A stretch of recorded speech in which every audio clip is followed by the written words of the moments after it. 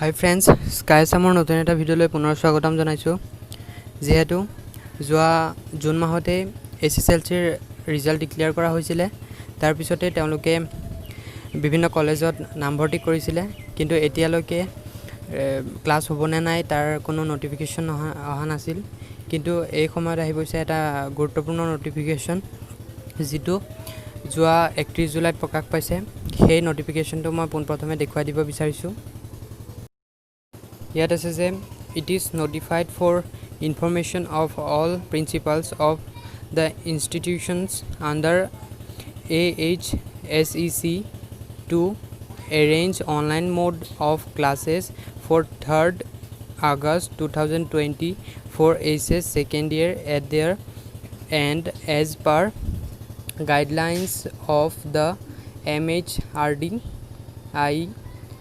4 sessions of duration of 3 to 45 minutes per day in accordance with the academic calendar of the ahsec, so that students will not deprive from their career point of view. This is for information and necessary action.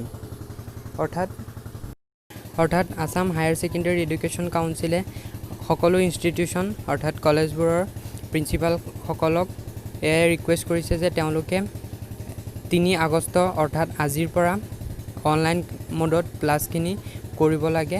HS first ইয়েৰৰ তাৰ ডিউৰেশ্যনটো দিছে, মানে ভিডিঅ'টোৰ যিটো duration হ'ব সেইটো 30 to 40 মিনিটছৰ কৰিছে। এইটো অতি গুৰুত্বপূৰ্ণ বুলি তেওঁলোকে ঘোষণা কৰিছে। গতিকে ভিডিঅ'টি চোৱাৰ বাবে অশেষ ধন্যবাদ। Thank you for watching.